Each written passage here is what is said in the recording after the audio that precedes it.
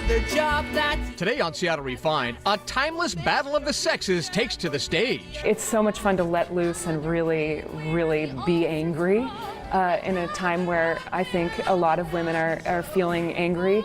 We sit down with the dynamic star of Kiss Me Kate. Then it's Saturday Night Fever, Seattle style. Are you John Travolta?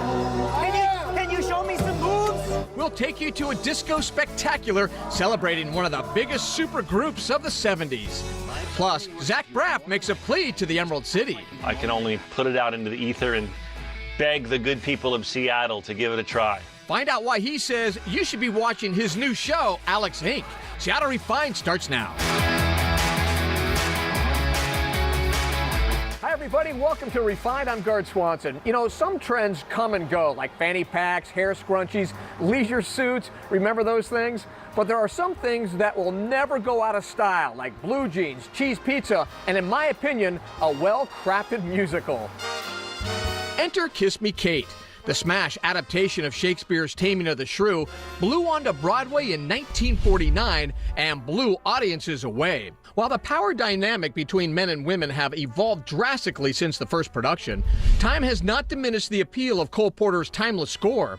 And now a fresh take on the Tony Award-winning show is winning over a whole new generation at Seattle's Fifth Avenue.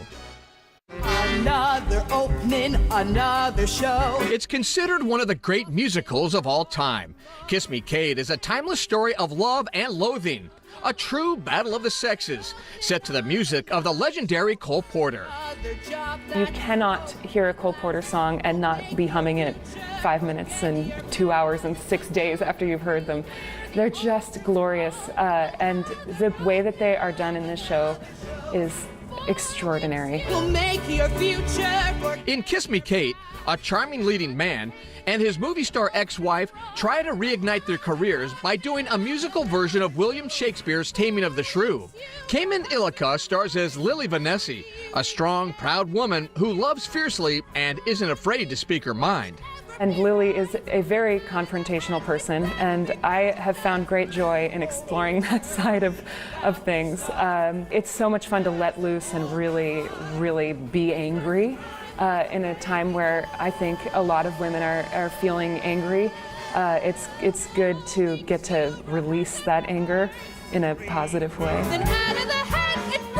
The show does deal with male-female power dynamics, and the creative team behind the production took great care to make sure the action on stage will appeal to modern sensibilities. It's really about two equals who spar and love, and it's like an Elizabeth Taylor, Richard Burton kind of relationship.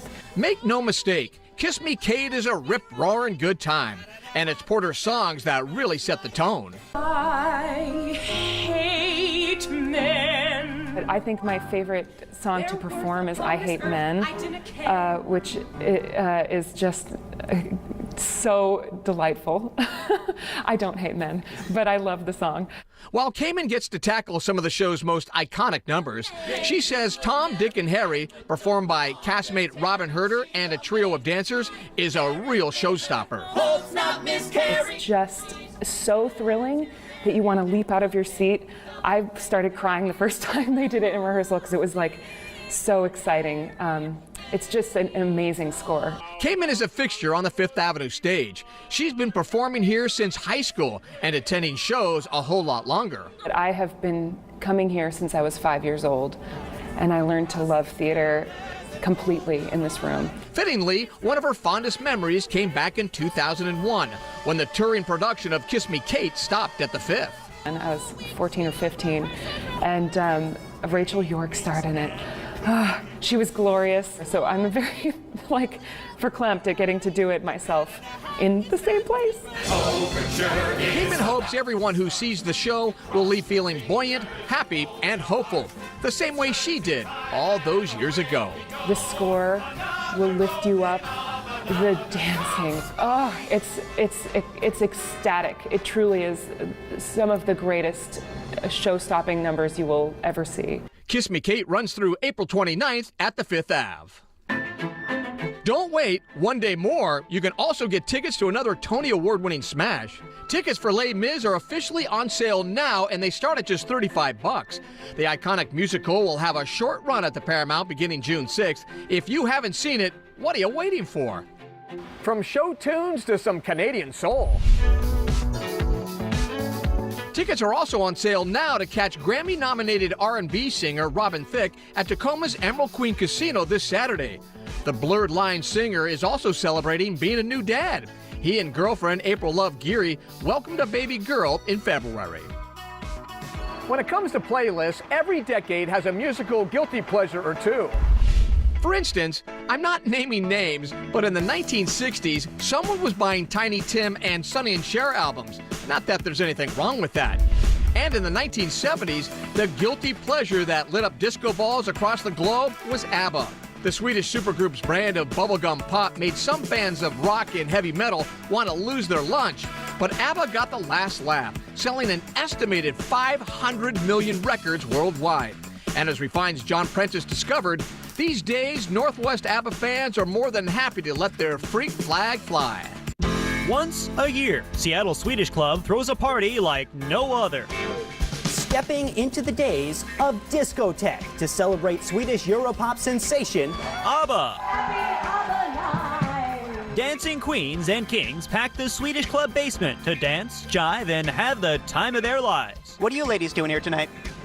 Well, we're here to dance to some ABBA music. ABBA is the iconic Swedish supergroup with hits like Dancing Queen, Take a Chance on Me, and Mamma Mia, known and loved the world over. Oh, Mamma Mia! And at this party, the disco ball isn't the only thing that shimmers. Flashy fashion glimmered and gleamed all over the dance floor. You guys look great. Tell me about these outfits. Well, you know, I love ABBA, so this is what I came up with. We're here because we love ABBA and the Swedish Club and supporting all this every year. It's such an annual great event, sold out, and we grew up listening to ABBA and going to the roller rinks, and so it's all our generation and fun. You guys are looking sharp. Tell me about this look that you have with the leather jacket, and are these velvet pants? What are these? These are velvet pants. In fact, these are pants that I wore when I was a bass player in a band in the actual 70s. There's a lot of people here in costumes, but you're authentic. At least the bottom half. This is the biggest party of the year. It really is. It's the most fun. This has been going on since April 2009. So it started pretty small, about 100 people upstairs, and it just grew and grew and grew, and we got a great band, and here we are at 500 plus. This year it sold out in a day and a half. What do you think of all these characters walking around? I don't know where they come from, to be honest. They come out of the woodwork, but they look so great every year. I'm amazed. First question, what's your name? How do you spell it? John Travolta, T-R. If you're gonna claim that, you better have some moves to back it up. I'm gonna try. I'm here for the dance contest, and I'm here to win. Tell me about your outfit. What's going on here? Well, you know, I'm modeling one of the album covers, mostly the boots and the blue blousey thing, and the little head thing. Is that what it's called, the blue blousey thing? Yeah, blue blousey pants, yeah. And on stage tonight, Seattle's own ABBA tribute band, the ABBA Braffs. Why is this music so fun? Because they were just great craftsmen of pop music. It lives through the ages because it's all fun and positive and just great songwriting. And they had great hair, right? Absolutely! Are you John Travolta? Can you show me some moves? Come on! John Prentice, Seattle Refined. The Swedish Club's annual ABBA night is only once a year, and it sells out fast. To learn more, log on to our website. Seattle Refined is just getting started. And if you're not careful, that's what happens.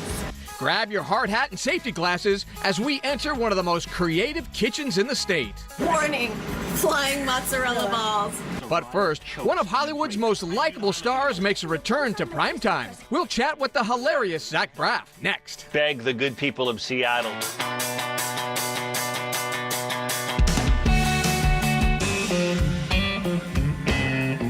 Welcome back to the show. I'm Gard Swanson. Roseanne just keeps laughing all the way to the ratings bank.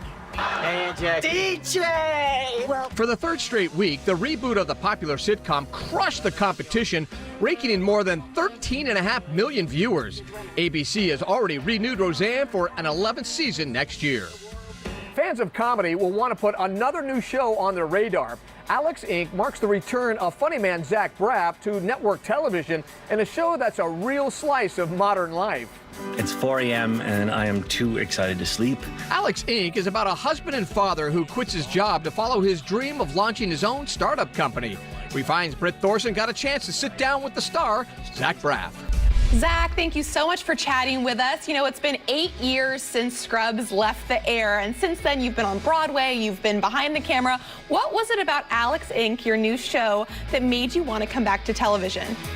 I heard this podcast called Startup, and it's the real story of a guy who quit his job to go after his dream and start this new business. And he had a wife and 2 kids, and we kind of documented all his challenges in doing that. And I just thought it was so interesting, and he was so funny.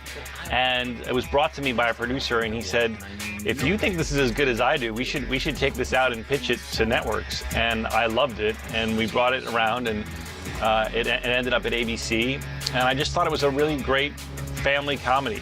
You know, the show tackles something which I know I can relate to. I'm sure a lot of people can relate to. How do you really separate your work life, personal life balance? Is that something that you've ever struggled with? Well, of course. I mean, I don't have a family yet, but I mean, I have my family, my parents and my siblings, and of course, been in relationships where it's always a struggle because, especially in my business, you know, you're often on the road and traveling in different cities, and so yeah, I could really relate to how to balance keeping your relationships going with going after your dream, and we try to do that in a really funny and heartfelt way on Alex Inc. You wear a ton of hats on this show. Not only are you starring, you're directing, executive producing. Be honest, is one harder than the other? Is one the most fun, or are you gonna play the card that they're all the same? Well, acting's the most fun because if you're just an actor on a show, you get to just have fun and try and make people laugh. And then when there's breaks for lighting and things, you just go back to your trailer and hang out. But when you're a director and executive producer, you're the boss, so there's a lot of pressure and a lot of responsibility. So I do love them all. You touched on it a little bit earlier, but you have to play both a father and a husband on this show, 2 things that you're not in real life. How do you get in that headspace? Well, I'm a godfather to many children and an uncle to a lot of children. So I have lots of kids in my life, and I love kids. These 2 children on the show who play my children are really outstanding young actors. And I don't know, I just, I guess I just watch my brothers and sisters and see how they do it. So are you fully prepared for this show to last 9 years like Scrubs? Are you in it for the long haul? Is Alex your guy now? Well, that's a really high-class problem. I would love for it to be that much of a success. I can only put it out into the ether and beg the good people of Seattle to give it a try. Well, we will beg on your behalf too. It looks great. Zach, thank you so much for chatting with us, and good luck with everything. Thanks, Britt, so much. Alex Inc. airs Wednesdays at 8:30 here on Como, right after the Goldbergs. Still to come on Refined, we go dining off the deep end. Plus, baby clothes making a sassy statement.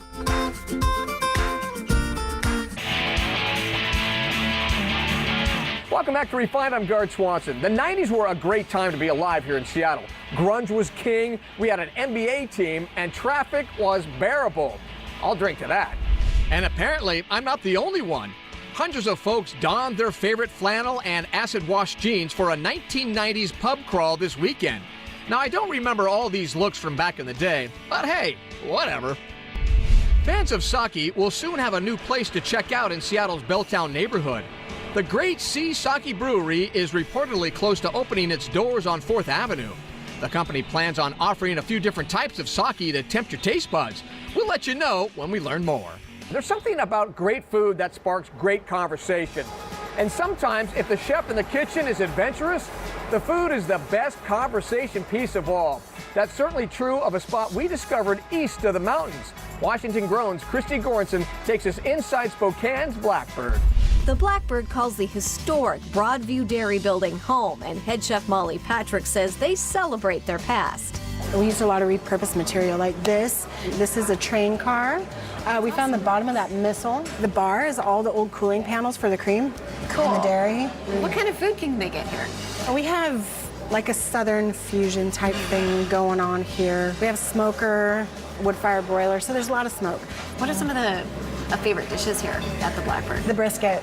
Really? Yeah, hands down. We sell so many briskets. Really? And the Mimi, which is our bacon burger. I named it after my oldest daughter, Amelia, because she loves bacon as much as I do. My burger's got foie gras on it and parsley, and it's super unique, but the flavors blend really, really well. I like the charcuterie plate. My salad was amazing. The chicken is just to die for. The way that they infuse the smokedness into the chicken is just, it was delicious. Now we're heading back into the kitchen with Chef Molly Patrick to cook up that chicken. But first, we're starting by making a caprese salad.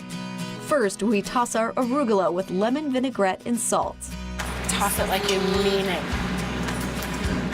You really mean it, don't you? I did, I meant it.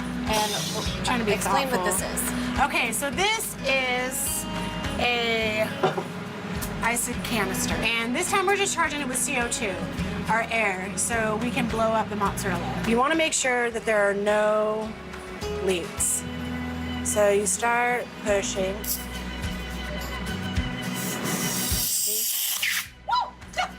And if you're not careful, that's what happens.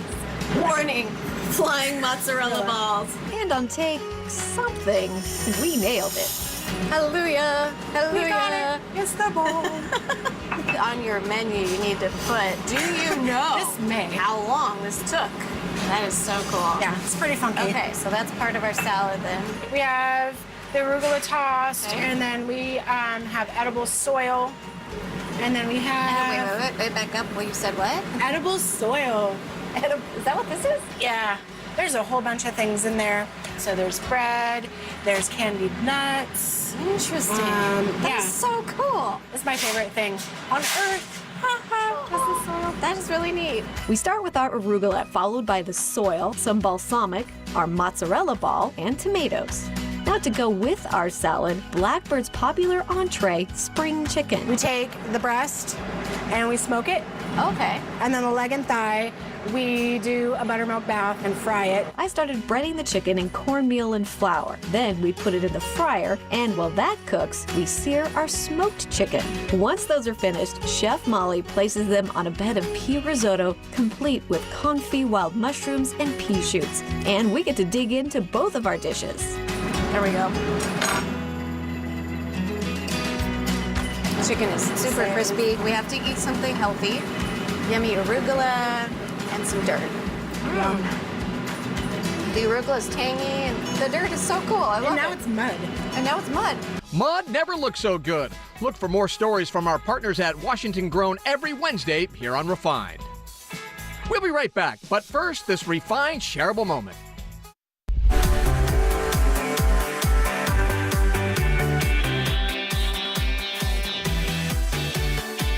Gold ice cream is made out of pure 24-karat gold, from the cone all the way up. It's a waffle cone sprayed with 24-karat dust. So once we make the vanilla soft serve and we put it up, then we fill it with pure 24-karat gold all around the sides, all the way up.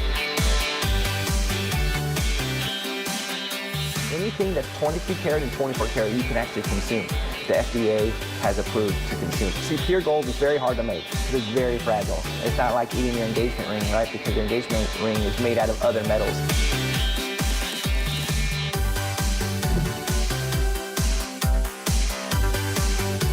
Right now, it's served from 5 o'clock on because only certain employees are trained how to make that, which is on our night shift. When we did the 24 karat gold, my main thought was, how can I make this over the top? And well, 24 karat gold does it.